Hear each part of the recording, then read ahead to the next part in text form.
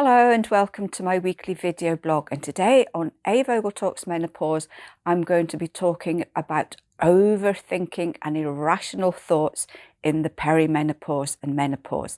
If you like my tips and advice, then please subscribe and remember to hit the bell icon so you can be notified of all my new videos. So this is looking at things like, are you second guessing yourself now? Are you finding that you just can't make any decisions? Are you worried about the worst case scenario when everything can go wrong and what can go wrong? So today I'm going to look at the common symptoms of this, what can cause it, and how you can help yourself. So we all go through phases of maybe being a little bit indecisive and worrying about things. But in the perimenopause and menopause, this can go to the extreme. So we can be completely caught up in our thoughts. We can overthink. We can. This can make anxiety worse. And I had an email from someone not long ago who was in this exact situation, and she was really getting so anxious because this wasn't her normal self. And she said that she also felt like she'd got an angel on one shoulder and the devil on the other, and they were constantly at each other. So I thought this would make a really good chat for today. So let's look at what the main symptoms are in this kind of scenario.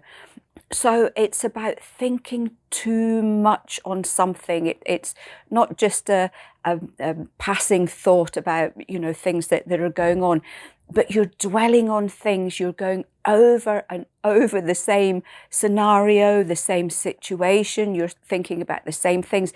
It's taking over. These thoughts are taking over everything else. It can also be dwelling on things a lot. It can be that you are unable to make a decision. Maybe you were always in there, you decided what you were going to do and you followed it through, and now you find that you can't even make a decision. You're worrying about this and that and what's going to happen here, and so the action part of it never actually comes to pass. So you're dithering. We up here in Scotland we say you dither a lot when you can't really make up your mind what to do with anything. It can be constant worry and anxiety about things. And this, again, these thoughts can take over and you end up focusing so much on these that you can't get on with your daily life.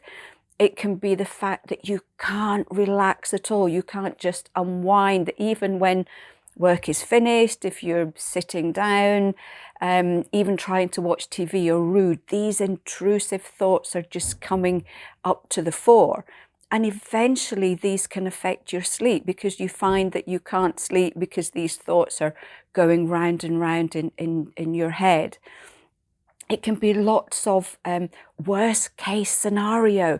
Everything that goes on, you're just thinking, oh, what if this happens? What if that happens? And one of the problems with this symptom is that it very often focuses on our loved ones. So we imagine, what happens if they die, or you worry about them when they're going out and doing their own things.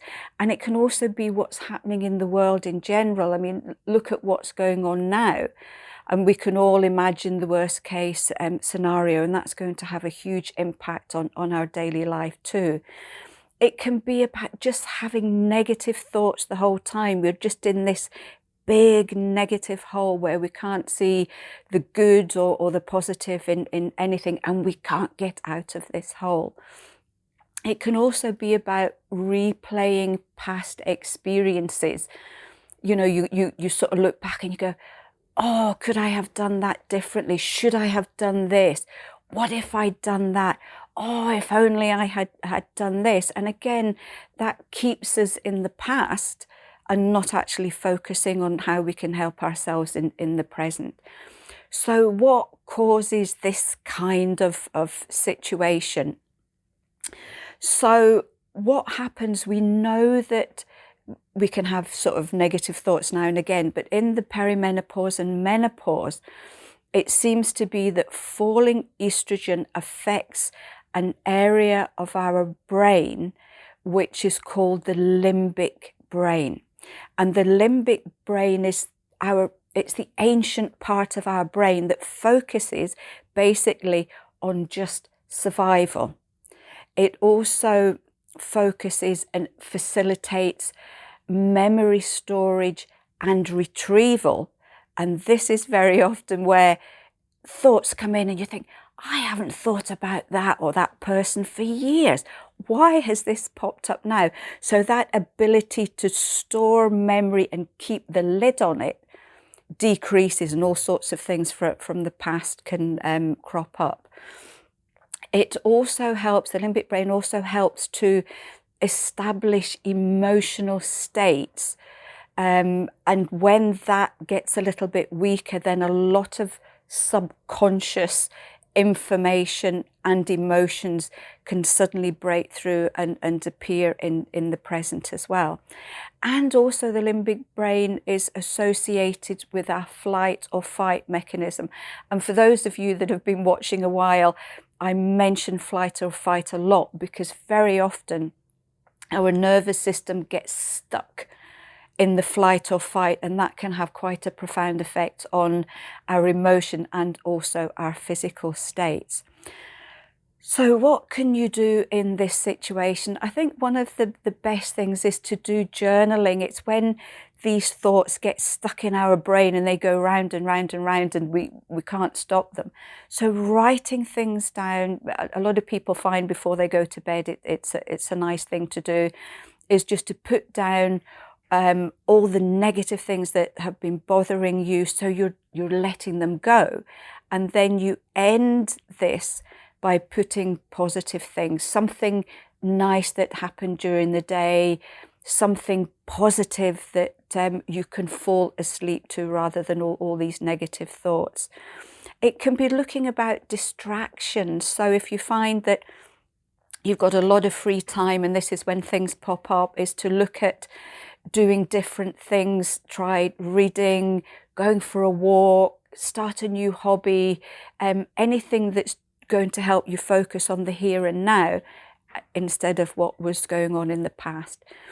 To help you relax, you could look at doing the deep breathing. And I love this because once you get into the habit of it, you can fall into it really quickly, and it can help so many situations where there may be panic or negative things going on.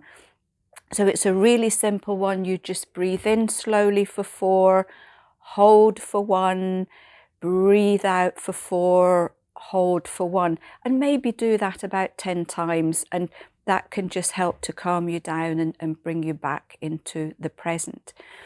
It's about tackling stress, because stress and anxiety makes all these negative things worse. And as I said before, it keeps you in this big hole that you can't get out of. So dealing with the anxiety and stress and sleep can be really helpful. So look at relaxation, 30 minutes relaxation, meditation, a little bit of yoga. I just find it so good in the morning. 20 minutes of yoga 3 or 4 times a week really helps to keep me much more stable. You can look at herbs such as Avena sativa, and the herb passion flower is in our passiflora spray, and passion flower is known to aid relaxation. And the great thing with the spray is it's something you can carry with you. So if you start to get a little bit anxious and you just want to relax, a couple of sprays on the tongue can just help you again to focus that little bit more. Ask for help here, because it can get to the point where you are really going round and round in circles. And is what you are thinking of, is it a rational situation or is it an irrational situation? Don't ask someone else who's anxious, otherwise you'll just build things up between you. But getting someone else's perspective, they can go, maybe, look, to be honest, that's not happening. So you may suddenly go, well, yeah, it's a molehill and not a mountain. Or you could say to yourself, yeah, this really is serious and I need to do something about this. Please, can you help me? And it can make such a lot of difference knowing you've got someone on your side just to help you through this particular phase. So when do you need to see your doctor? This is if the negative thoughts are happening on a daily basis, if they are affecting your daily life, if you find that you are getting depressed, if you don't want to get out of bed and face the day.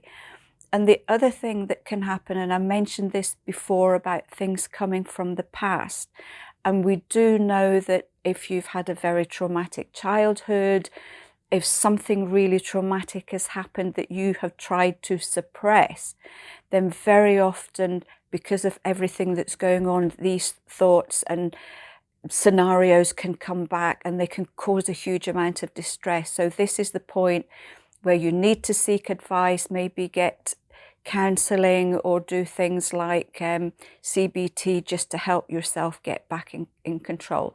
So if this is really affecting you, please ask for help. So I hope you found this one helpful. It's something I think that happens to us all at some point during the perimenopause and menopause. I know it did with me, and it's quite an interesting situation. For those of you out there, if you've had anything like this happen, what helped you? What sorts of things happened as well? Just share them with us. We all love to read your stories. And until then, I will see you next week for another edition of A Vogel Talks Menopause.